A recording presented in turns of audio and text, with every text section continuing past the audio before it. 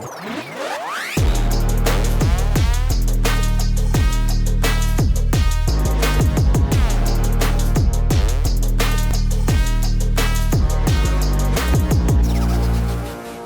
to another episode of the Kevin Moore Show. Now on today's show, I'm about to speak to the team behind the Japanese film The Real Exorcist, which is a new Japanese spiritual film with a message for the living. So, Yoichi, thank you very much for joining us. Mm-hmm. Thank you for having me on your show today. Thank you very much. Yes. Now, the movie poster that's behind you, that's what this interview is about, The Real Exorcist. But really, this is not a horror movie, is it? It's far from that. It's not. Yeah. I mean, a little bit of a scary touch, but basically it's more like it's a supernatural fantasy, a little bit of thriller, a lot of educational aspect as well, as a little bit of a scariness. Yeah. Okay. So if you were to set let's just go over what the movie is about just real quickly then, and then we'll get into a bit of the story. All right. So, it was filmed in Japan. Yes. Yep, with English subtitles, and we also have a voiceover. Yes, of course. Yes. I've got to see a screening of it as well. Now, when is this released? It was released in Japan in May.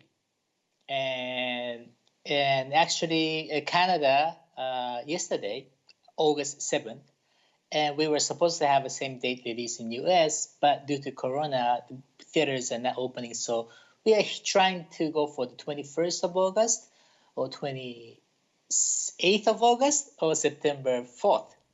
Those are the 3 dates that we are targeting. For a cinematic release? Yeah. Okay. And VOD, DVD is coming up on September 1st. Okay. Either way, yeah. Well, in the description below and on the screen, we'll link the link to the website. The website for the... Sure. Yeah, the website is for the doc. It's realexorcistmovie.com. Yeah, I just called it a doc. Actually, it is a movie. It's not a document, it's a movie. realexorcistmovie.com. That's the website, yeah. Okay, so it's about a waitress, and she's got a secret. That's right. So her name is Sayuri. She works at a cafe as a waitress, and she's an ordinary girl, but yet she also has a little secret, which is she has this supernatural power. She can speak to the ghost. She can speak to the spirits. She can see them. She can also read people's mind, read people's past, as well as she has this supernatural ritual power, strong ritual power to expel all these negative energies. So that's the story kind of falls around that, her character. Absolutely. And what is your role in the movie then?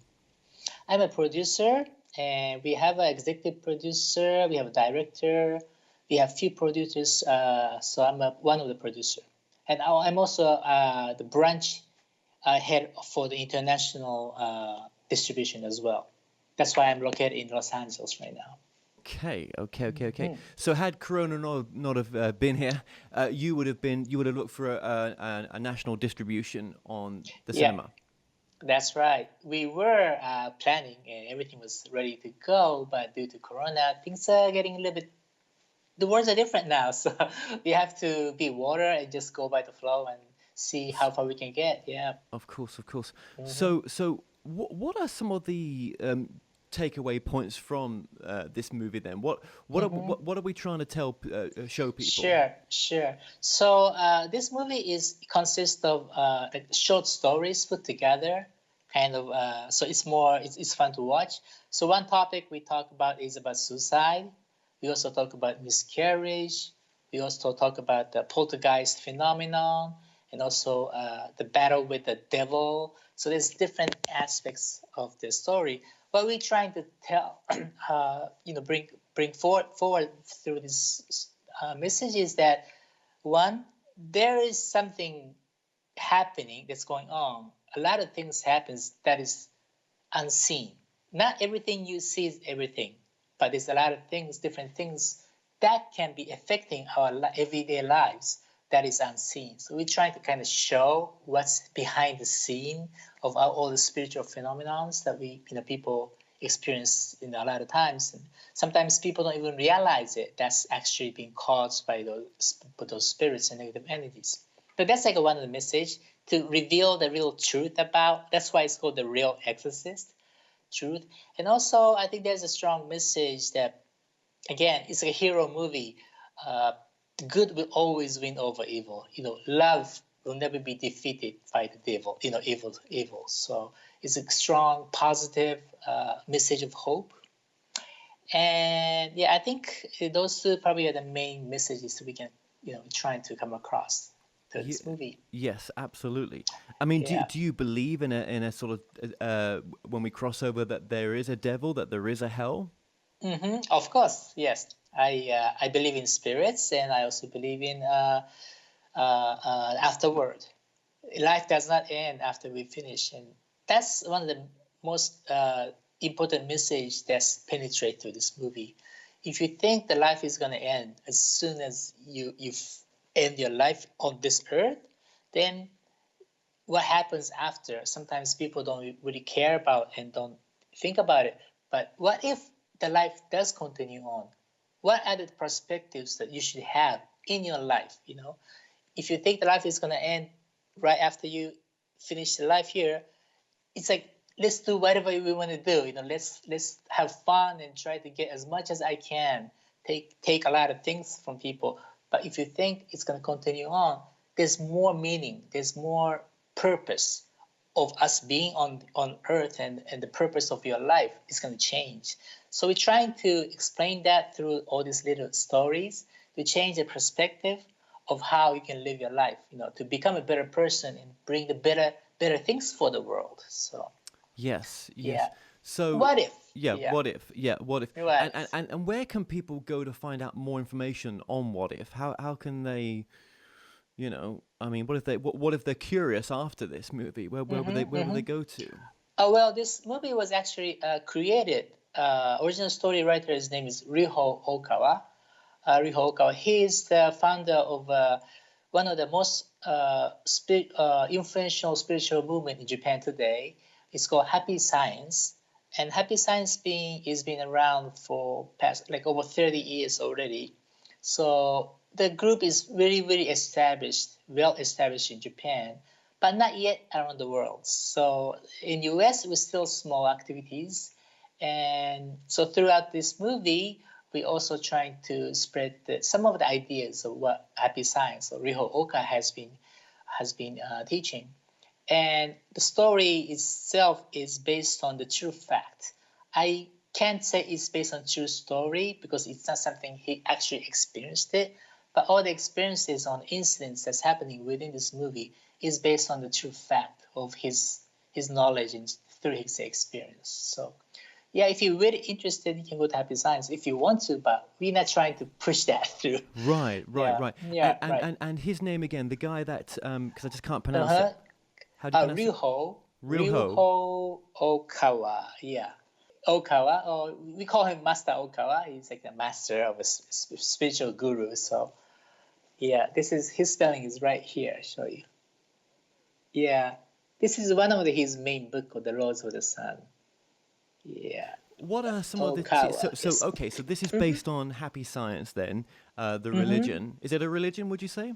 Yeah, we can call it religion, spiritual movement, because in US we're not a religion, but we think ourselves as a new religion. Yes, correct. Okay, all right. Me personally, I feel that if my soul wants to go to hell when I cross when I cross over, that'd only be a hell that I would create for myself. I don't believe in a hell with a like a constant burning fire and everything. I think sure. But what's your version of hell then?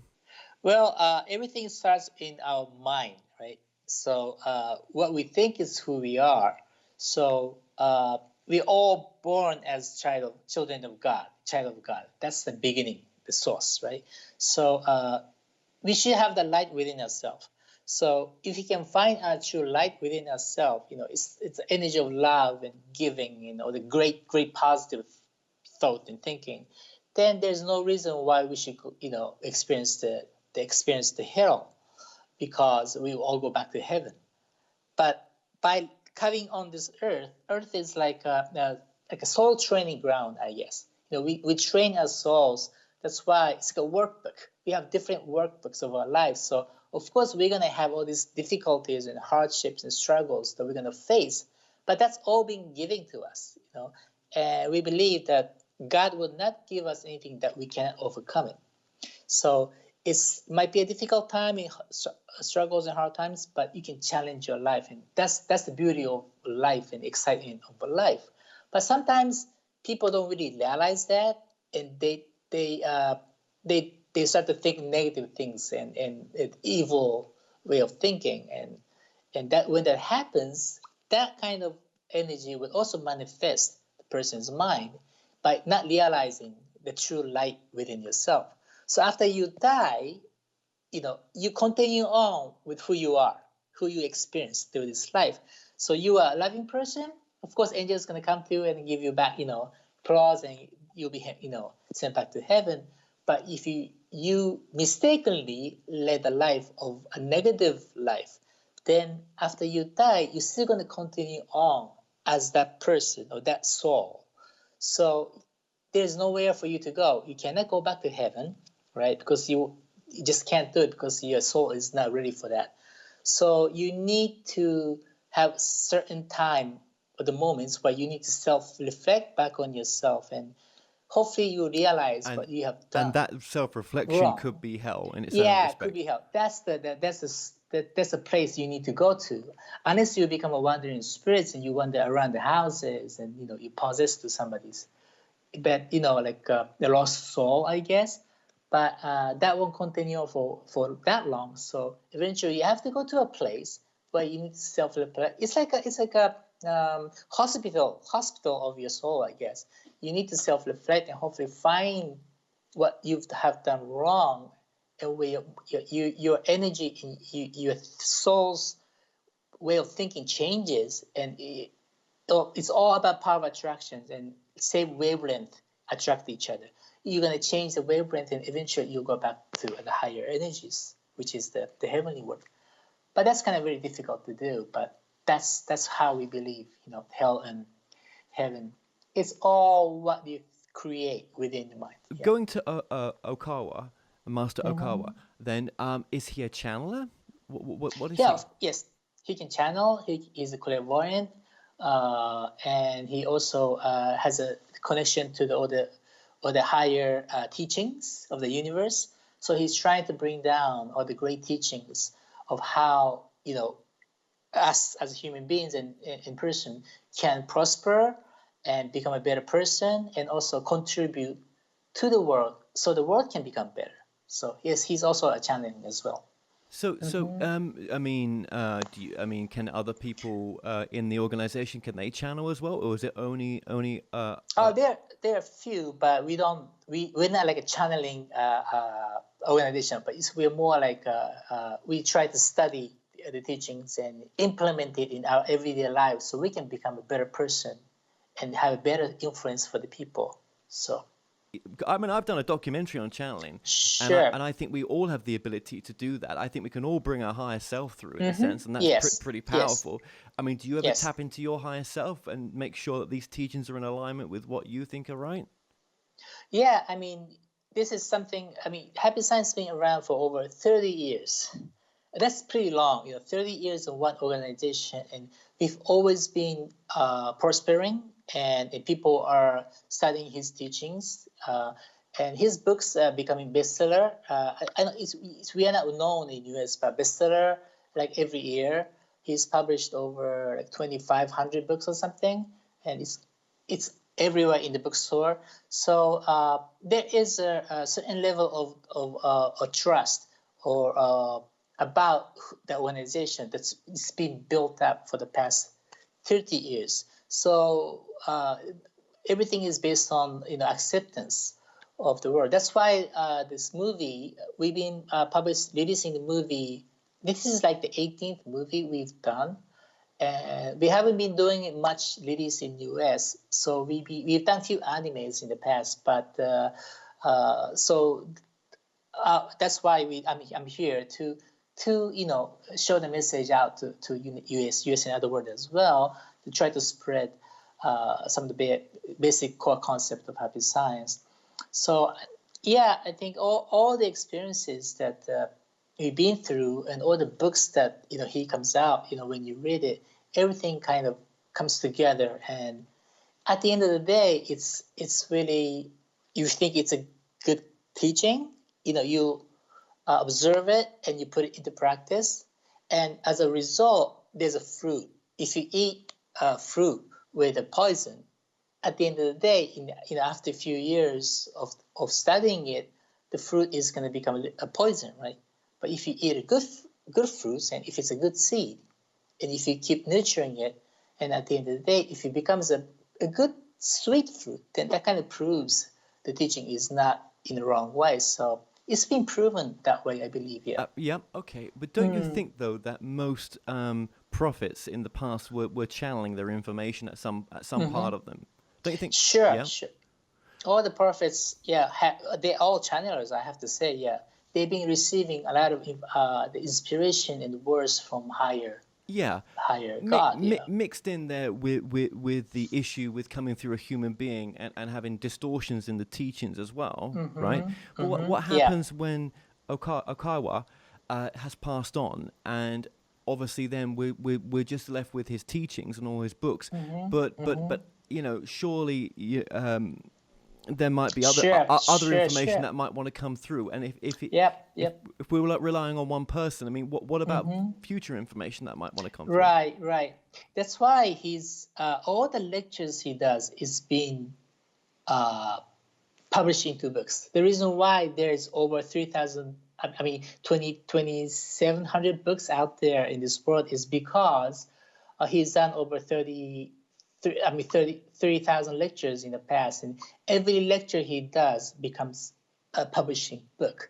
So he's trying to make sure all the teachings and all the lectures he does is being, given left for the next generation to study. So that's how he's trying to put this teachings in context together.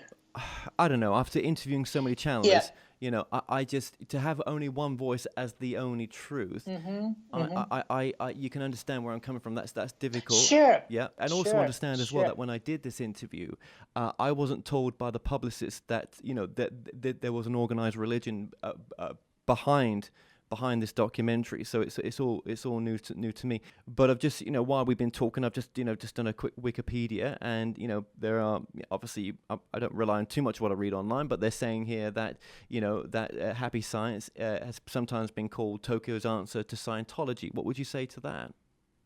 Oh, it's like a Scientology again. I cannot talk about some other organization because I've never studied it, so.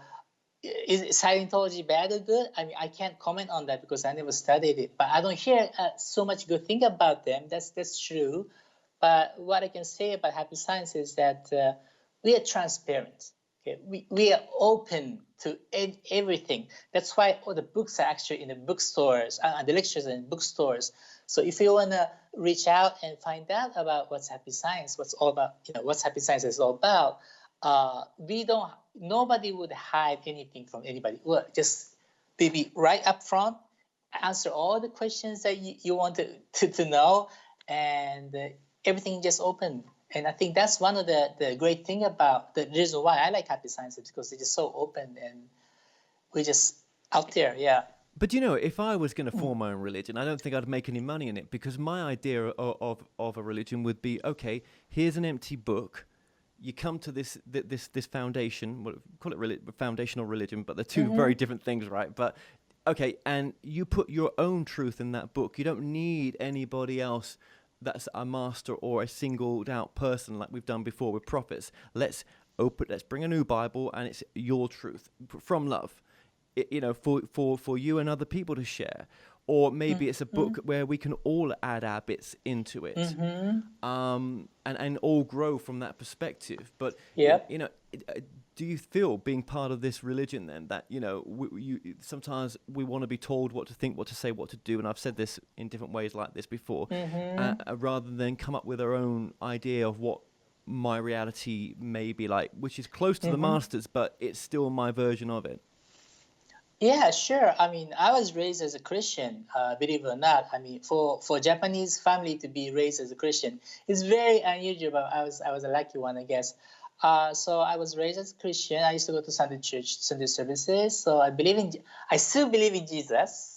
Okay, and I was also living in Lebanon, Beirut, for when a younger age. So I was touched by the Muslim culture. I experienced mosque. So I'm also I'm not saying I'm a believer of Muslim, but I don't think there's anything wrong with Islam teaching. I mean, I've never studied deeply, but I believe like Jesus was born on earth as part of God's idea, where he needed to be there to help the people of that age and that culture. And Muhammad was born and Buddha was born. So there's a lot of great prophets and great figures were born on earth on that moment of the era and in different location. So of course the teaching is going to be different, right? So that's why there's a conflict between religion. Afterward, we're just talking about after thousands of years, things kind of sometimes get mixed up and end up becoming a two different religion with totally different ideas that might conflict each other. But we believe everything comes from one source, like an original source. And so when I'm reading books about happy science, like I don't feel like I've been like strict, you know what I mean? Idea. This is happy science teaching, and there's nothing else. It's not like that at all. That's why I love it. I mean, I've been traveling around the world. I've seen 30 countries. I was in touch with many, many different cultures, and I was living in New York for about 10 years when I was young. So I was, New York is like a melting pot. I had friends from all different kind of religion and way of understanding. So when I read the book of Happy Science, Real Okawa, I just felt very natural. Like there was nothing to constrain me from being free thinking. I don't know how to explain it, but so that's why I love reading his books, and I just keep, just cultivating my soul through that. I think that's why it's been well accepted, because it's kind of open. I know nothing about it, right? This is the first time I've heard of happy Sure, science, right? sure. Right. And So thank you for talking to me about this like this. I no, wasn't no. expecting to talk about happy Well, science, talking about the movies. well, yeah. I started diving into the movie, and there's another reason for it being made. But what about sexuality in happy science? Can you be gay and be okay? Yeah, why not? I mean, why not? But we believe like there's a woman and a man, and there's a reason for it, right? Because women and men, there's the mission for a man and the mission for women, and because there's a woman and a man, we can prosper and continue our human race for the future for thousands and thousands of years. So we believe that if you are born as a man, try to stay as a man. You know what I mean? If everybody becomes women, then there's no future for the human race. So we accept it, but at the same time, we accept it. But the way we again, like it's a little bit more conservative side, how we think about it. But that doesn't mean we don't deny it. We accept it. There's a lot of gay members in Happy Science as well, and there's nothing wrong. There's nothing wrong with it. Yeah. But there's a conflict there, isn't there? You be gay, Yeah. but be straight. I mean, yeah, no. No, because there's a spiritual reason behind the scene. No, I get it. I get it. I understand what you're saying, but you can't. I mean, not the whole world is going to go gay. Do you know what I mean? Right. I mean, we might act it sometimes, but. Yeah.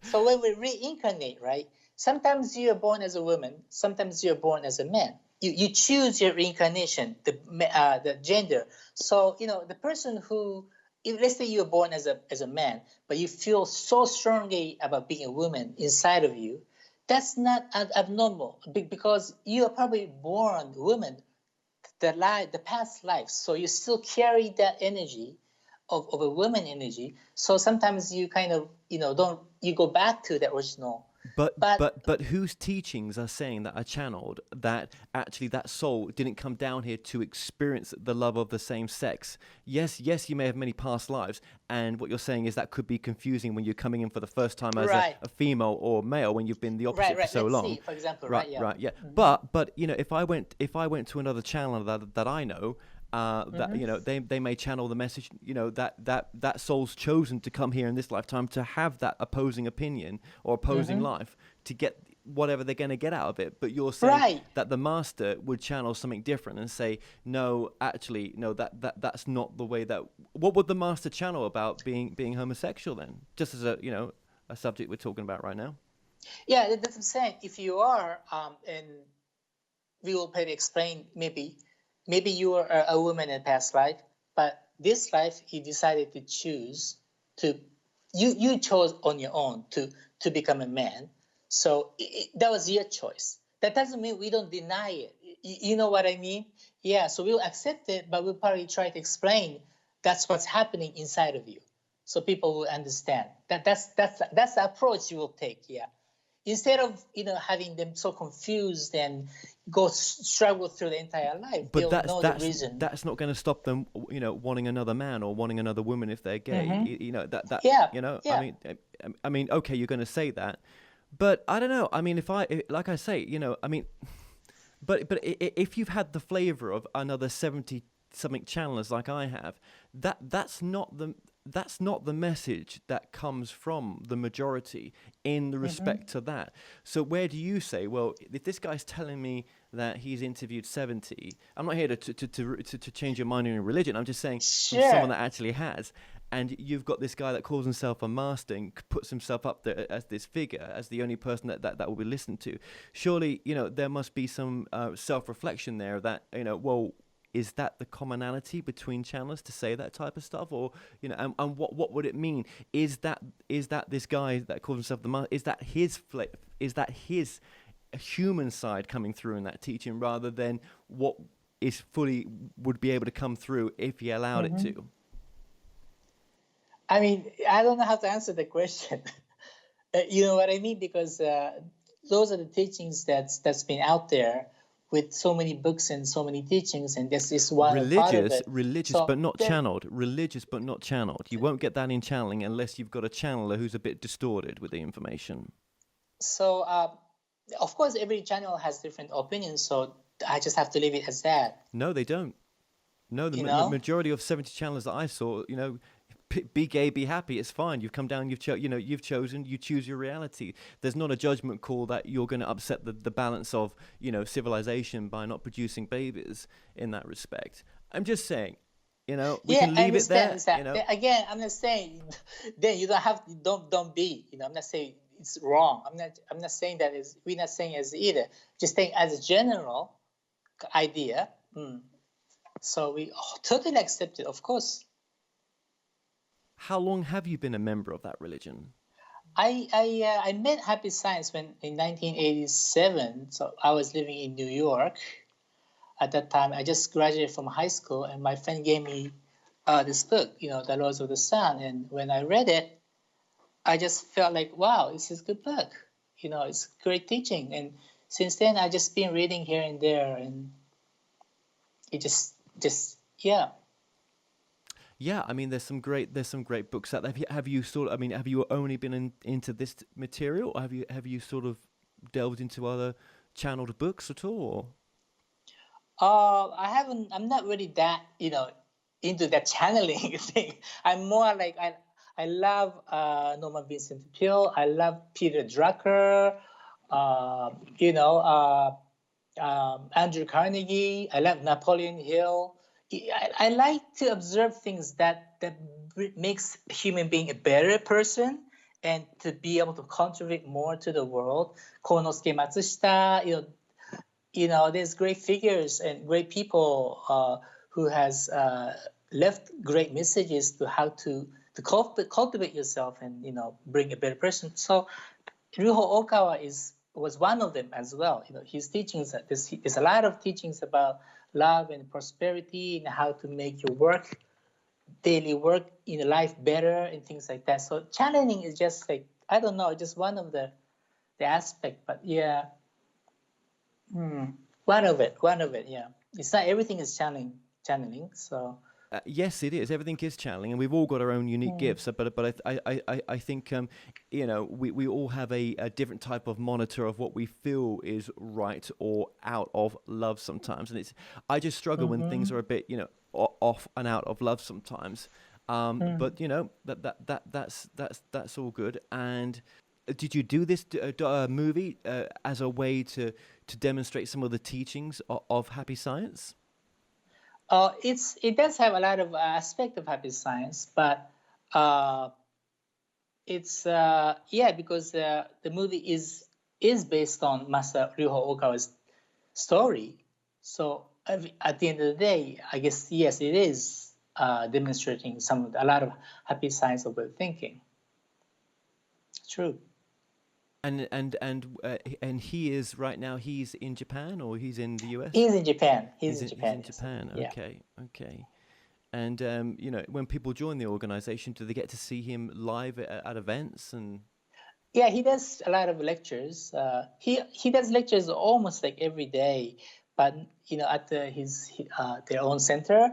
But he does he does Tokyo Dome. He did like 50,000 people Tokyo Dome. He used to do Tokyo Dome every year. So 50,000 with all the networks together, more than I don't know how many people around the world would go to see his lecture live. And yeah, a few times a year. What do you think it is about his teachings that people have really, started to embrace in Japan that really got people?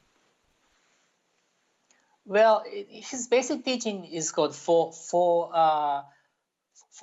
principles of happiness. It's love, wisdom, self-reflection, and progress. So everything he talks about is centered around either love, but love is not to take, but how to become a better person, giving love to the people, other people. So there's a teaching of love. That's just one aspect of it. There's a wisdom. Maybe wisdom is a little more challenging part where he talks a lot about how the spiritual world works, and that's a wisdom. And also self-reflection. You need to look into yourself and see what's wrong, the wrongs that you've been doing, and try to even become a better person through looking into yourself. And through that, you can become a prosperity, and there is a progress that you can contribute better to the world. So this teaching of love, wisdom, self-reflection, and progress, it's so very simple, but I don't know, it just works out very perfectly for us to become a better person for the world. And a lot of people practice this for principles, and they find themselves becoming happier in their life, not just internally, but externally, because the thoughts manifest to the world. So whatever you think you can become who you are, and eventually that is going to become a reality in this world. So people becoming happier. And I guess that's the only reason. His teaching is not giving a poison or negative effect to the world, to the society, but it's making it a positive effect. So anything that's positive, people would like, right? Like to consume. Absolutely, no. I mean, Yeah. they're all positive things. And how did your family take you going to this religion, leaving Christianity? Oh, my mother is Christian still. My sister Christian, but hey, it's all your own choice. We open, yeah. So yeah, there's no conflict in the family or anything like that. Yeah. And for some of his teachings, when he channels, so he's channeling Jesus, the Buddha, and some other figures as well. Yeah. Yes. Yeah. And they're in whatever books they're in, based on those teachings. Yeah. There's a lot of books, spiritual message from Jesus Christ and from Buddha and things like that. So, yeah. Okay. So, but when he comes on stage to perform in front of people and give a lecture, does he know? Does he know who he's going to bring through?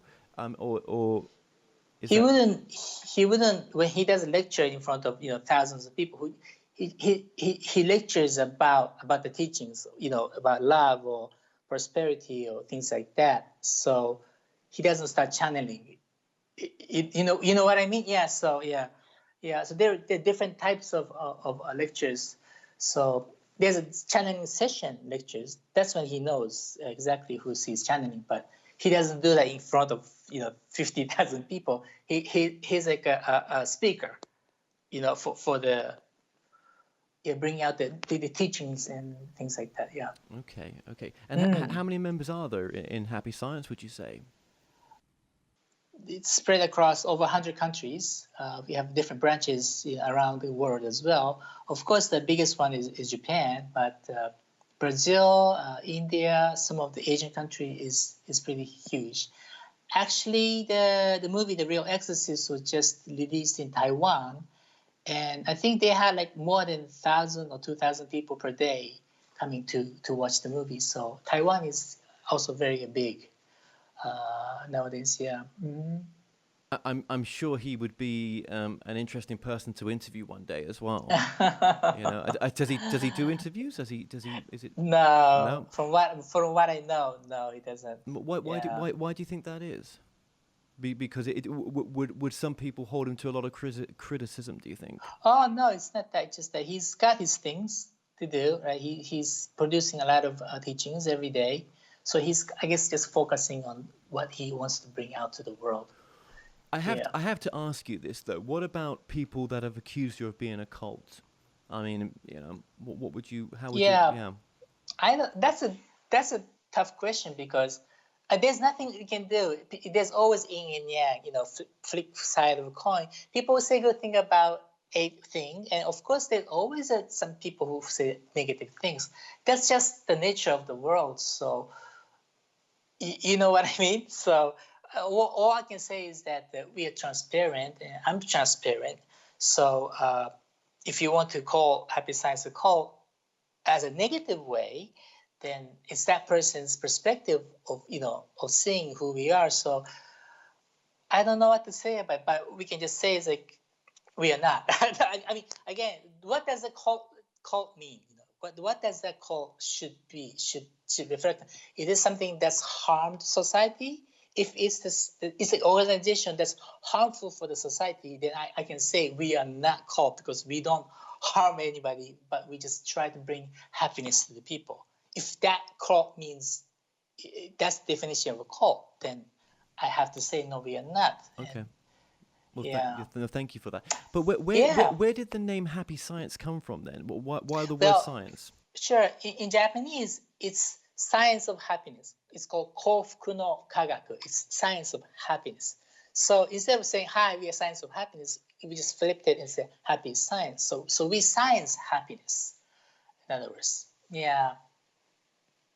Not scientifically, but the science of the mind, I guess you would put it that way. Yeah. It's a discovery and research of the mind, right? And happiness. Just remind us then, what are the major teachings of Happy Science? Just so we can leave this interview knowing that. Yeah. Sure. Again, it's called four basic principles of happiness. It's love, wisdom, self-reflection, and progress. Through practicing giving love and through practicing studying a lot of teachings, not just Happy Science teaching, but just basic studying of the spirit and the mind. That's very important. And also you need to look within yourself. Just don't look outside yourself, but always look within yourself and reflect upon what's right and what's wrong that you've been doing, and fix the things that you think is wrong. Okay? Then you can become a better person. Through that process, your soul is going to prosper. So when your soul prospers, don't put it just for yourself, but give it out to the world, so you can bring the better world. I mean, you can become a better person to bring more happiness to the world. That's like the progress. And that's kind of circles back and forth and go spinning around. I mean, goes around and around, and that's like a really, really basic core teaching of Happy Science, I guess. Yeah.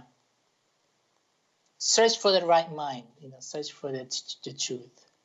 You have to be a seeker, yeah. And again, if they watch the movie, they'll see some of the principles within Happy Science as well. Sorry, we couldn't talk much about the movie, but hey, things can go in all. It's a free session, so I thought it would be nice to talk. I mean, for us not to address the religion behind the movie, I think we have to, and I think it's interesting to educate people about what you do, and I think it's fascinating. Thank you so much. You know, and I appreciate you coming on. And the Sure. website for the movie is realexorcistmovie.com. realexorcistmovie.com. excellent. Yeah. Okay. Thank you so much for being open and discuss about this. Because I really don't mind talking about it at all. Like I said, I'm always transparent. So I think you're a very open-minded person and accept, different things. So I think we will be able to have this session. So thank you so much. Well, thank you as well. Thank you as well.